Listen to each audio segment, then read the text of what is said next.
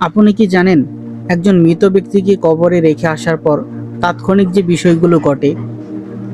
মৃত ব্যক্তিকে মাটি দিয়ে ডেকে আসার পর সে সম্পূর্ণ একা হয়ে যায়। পরিবারের কেউই তার সাথে থাকে না। তখন থেকে তার দুনিয়ার সব কিছু থেকে সম্পূর্ণ ছন্নি হয়ে যায়। তখন ফেরেশতার আগমন হয়, দুইজন ফেরেশতা, যাদের নাম মুনকার ও নাকির। তারা মৃতকে বসিয়ে তিনটি প্রশ্ন করবে: তোমার প্রভু কে? তোমার ধর্ম কি? তোমার নবী কে? মুমিন ব্যক্তি হলে তারা সহজে উত্তর দিতে পারবে।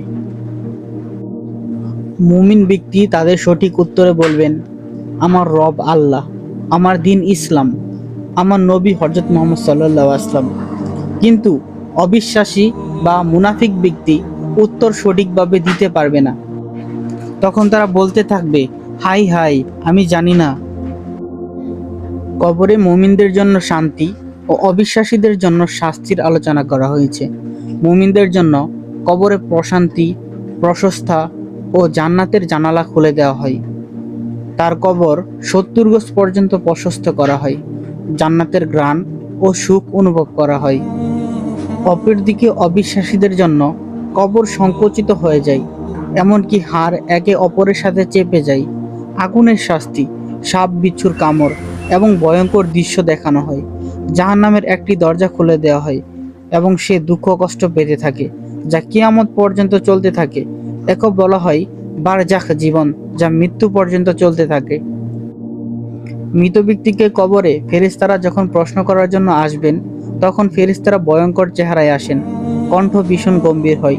প্রশ্নগুলো সহজ, কিন্তু পরিস্থিতি ভয়ানক হওয়ায় বেনামাজি ও অঈমানদার ব্যক্তিরা অনেকেই জবাব দিতে পারবে না।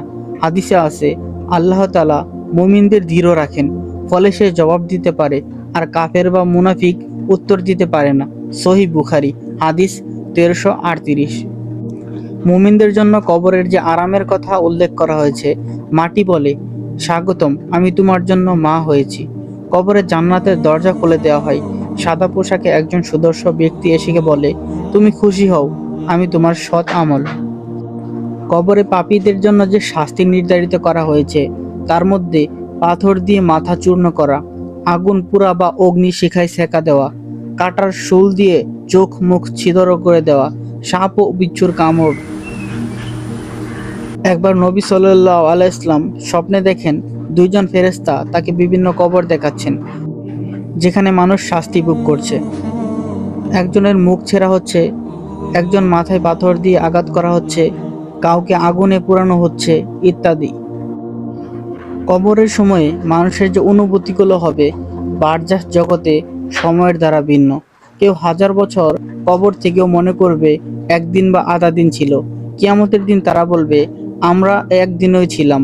সূরা আল মুমিন, আয়াত 112 এবং 113। কুল্লু নাফসিন যায়িকাতুল মাউত, প্রত্যেক প্রাণীকে একদিন মৃত্যুর স্বাদ গ্রহণ করতে হবে। তাই প্রত্যেক মুসলমানদের উচিত দুনিয়াতে থাকাকালীন পরকালের জন্য কাজ করে